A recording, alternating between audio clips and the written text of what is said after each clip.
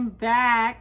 Alam nyo, marami nagtatanong sa akin, ba't wala daw akong food vlog? Wala akong vlog at all. Busy po ako.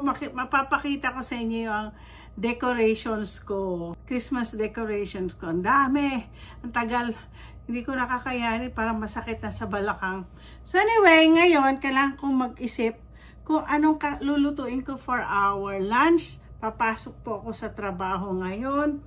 Kahapon, hindi kami pumasok. Wala, hindi masyadong busy. Pero meron pa naman kaming bookkeeping job na kailangan tapusin ko dahil yung ibang client, gagawa ng, maglo-loan. So, pag kailangan nila ng profit and loss, so busy po kami. So, ngayon naisip ko, marami po akong tino na, na meat.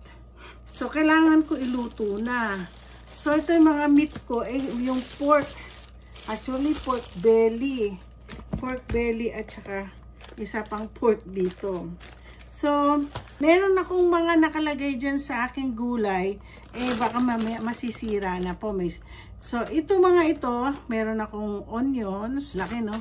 Meron akong cabbage. Ito, malapit na kailangan lutuin ko na. Pero pipiliin ko na lang kung alin dyan. Tapos yung carrots ko, medyo mag-aano na. Say goodbye. So, lulutuin ko na siya. Ito, meron akong malamig pa galing sa ref. Bell and green bell pepper. Ito, kailangan ko, meron pa pala ako may isa pa akong, meron din po akong mushroom. Isang mushroom at isang button mushroom. Lagi ko yan in-order. So anyway, at meron akong broccoli. Ngayon, meron na talaga akong biniling na chop na na celery. So ano gagawin ko? Ang gagawin ko po ay isang chop suey. So itong chop suey na to lulutuin ko with this meat, yung pork, para makain ng asawa ko tonight. Ngayon, meron akong tofu. Gusto ko ipiprito kong tofu para yung sa amin nila nakainin mamayang lunch, isasama ko na lang to, di ba? Anyway, I know, Sister Bim, you're not gonna like this. At saka meron po akong chicken broth. Alam niyo, ako nga pala.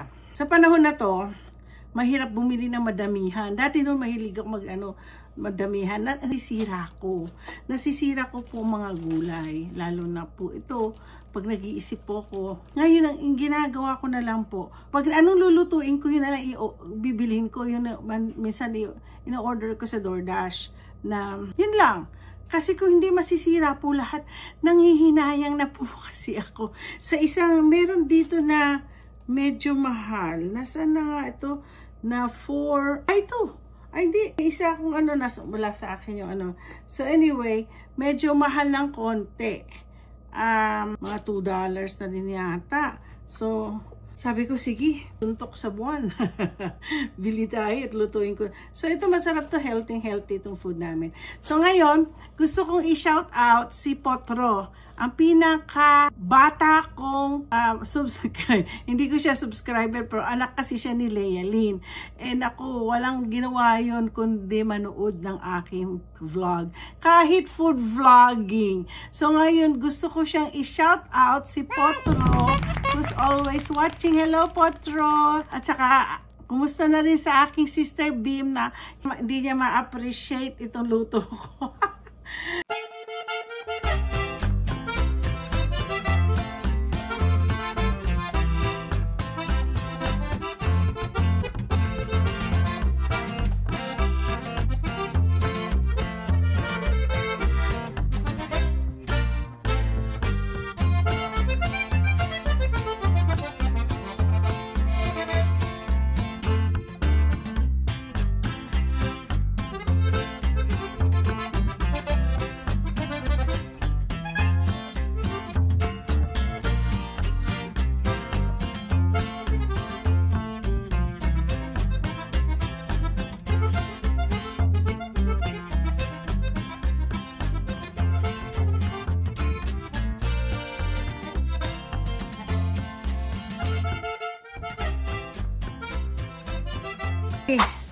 Don't forget, at ito po, kung bakit po ako, pag nakita niyo sa, nag-chop-chop ako na mabilis lang, nilalagay ko sa supot yung mga na-chop ko.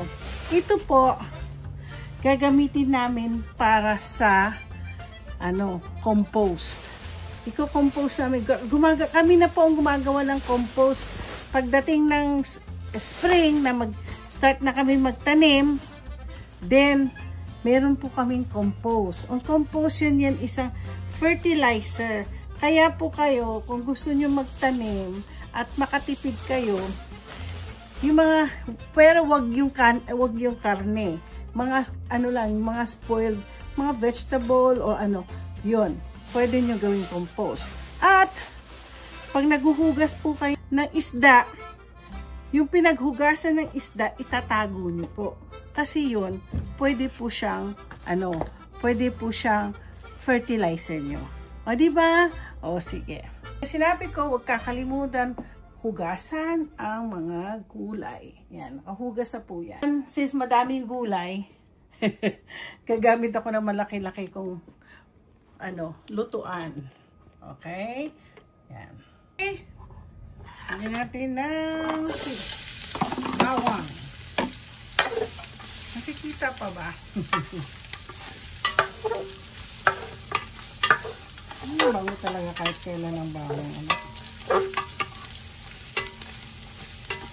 Okay.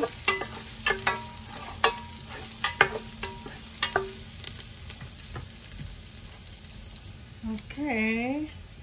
I'll put natin masyadong sunugin ang sarap ng sibuyas. Ay, ito nga pala, mahal yung sibuyas.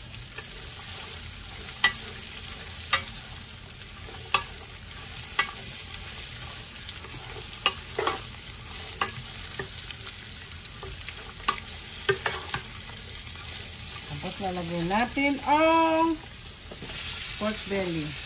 Pork belly po ang ginamit ko.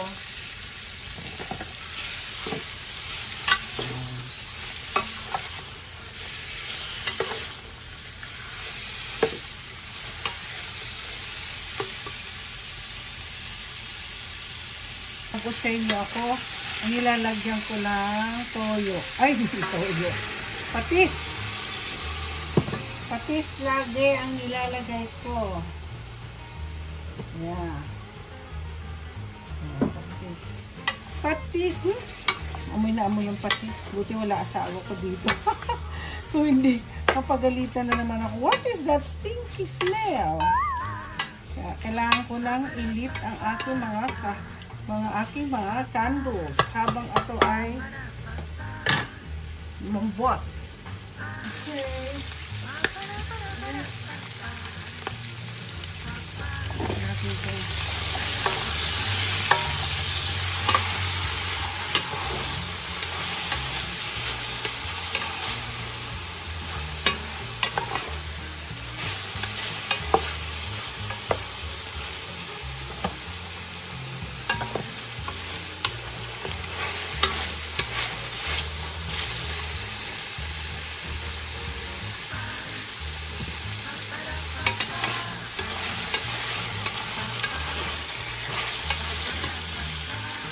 After ilang minutes, ilalagay na natin ang ating mga maraming gulay. Yan, hinugasan ko to. Ay, tama-tama para ba? Ganito ko kalaking lutuan. No? Ganito po ako lutuan. Kasi kung hindi, nako, saan ko pa ilalagay? Napakadami kong gulay. Okay. Tignan natin ito. Lalagay na po natin yung chicken broth. Tapos takpan natin. Lahati lang yung aking laki ng takpan natin siya.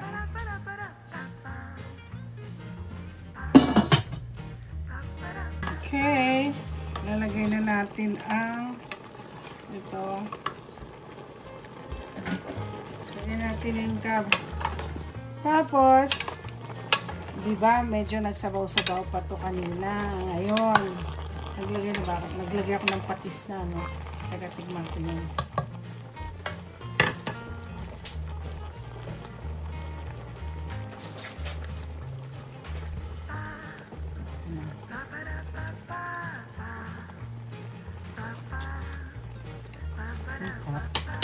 masarap na po. Huwag na lalagyan ng salt to kasi may ano na to eh. Lagyan lang natin ng pepper. Alam niyo normally ang mga broccoli not necessarily lutuin nyo. Alam niyo ginagawa namin to sa salad. Blanch nyo lang siya para malinis at pwede nyo na siyang kainin. Okay? Ngayon, para lumapot po ito, yung leftover ng chicken, nagkuha ako ng cornstarch. Pampalapot po siya. Ayan. Para lumapot lang po. Para masarap po yung ating... Alam nyo, nung bata ako, nagluluto ako nito, ba't hindi ko po tumapalapot? Yung pala cornstarch. Yan. Tapos, ilalagay natin na ang cabbage. Alam nyo, ibang klaseng cabbage itong dala. Maraming klase ng cabbage dito eh. Siguro naman pati sa Pilipinas meron din iba-ibang klaseng cabbage. Sa sa Baguio. Masarap ng ating gulay. Ayan. Lagay ko na ho lahat. Ayan.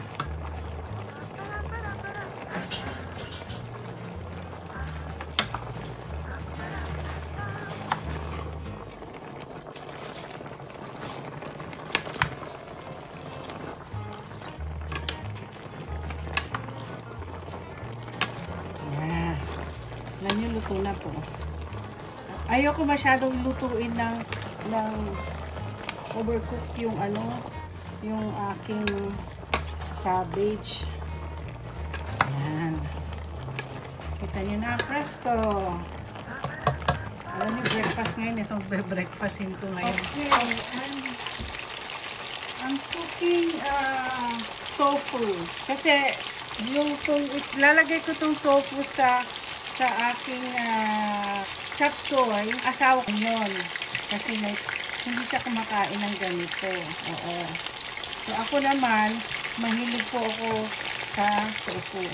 So didip fry ko po ang tofu ko. Maaga pa lang. Oh. Yan. Tofu. Dapat bilhin nyo yung extreme firm. Sabi ng extreme firm, hindi siya malambot. Gusto ko rin yung malambot pag niluluto ko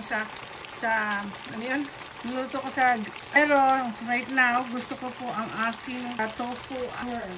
Alam niyo po, pag ako nagre-restaurant, ang appetizer ko po lagi ay Thai tofu. Magkano mura pa ba ang tofu sa Pilipinas? No?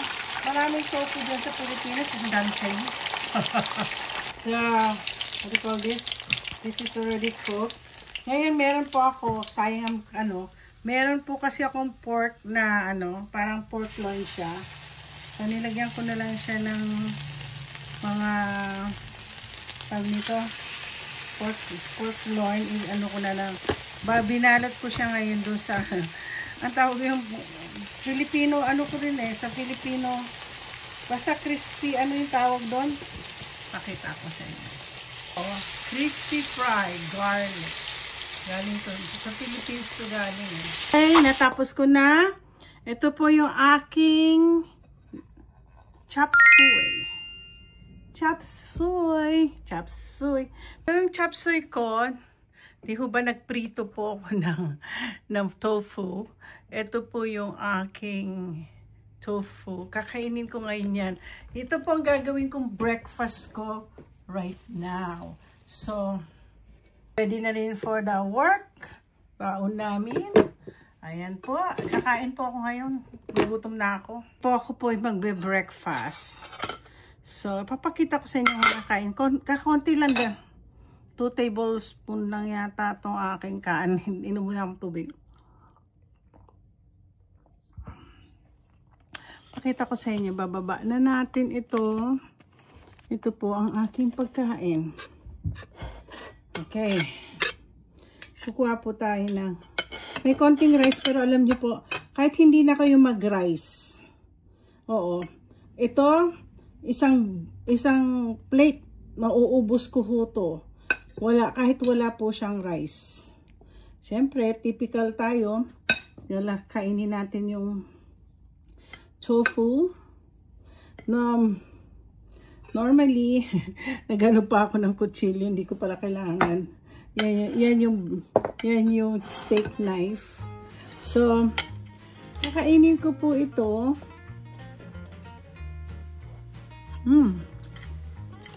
Sarap. So,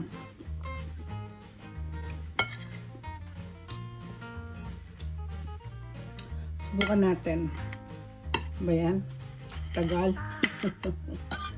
Yan. Kunin natin lahat ng gulay. Tapos, maglagay po ako ng ano naman yan?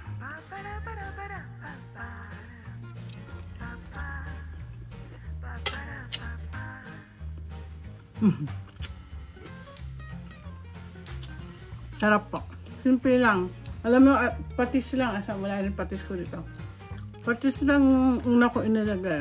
Of course, itong chicken broth. Ay kalahati pa nga. Nag-iisip ako ngayon paano ko lulutuin ko para magamit ko to. Ayoko kasi masira lahat. Alam niyo po ngayon, marami na nasisira akong pagkain. Kaya ngayon po, kikita niyo mag-i-vlog ko yung maraming mga expert. Ang dami, may isang supot na po ako na expired 2024. Kaya ngayon po, I learned my lesson. Hindi na po ako magpapanic buy. So anyway, thank you very much. Please like and subscribe. Ito naman ang kauna-unahan kong vlog after yung chicken curry. Kasi sabi ko, busy na ako, tamad na ako. Ayoko na sana mag-food vlog. Sabi ng asawa ko, no, you go, do it. Kaysa magpunta ka sa restaurant, gagastos ka na malaki. So anyway, thank you very much again and Merry Christmas. Ano na ngayon? Ilang araw na lang at Christmas na. So anyway, Merry Christmas and a Happy New Year. Hindi pa naman magtatapos to. Magpa-vlog pa rin ako. Okay, like and subscribe.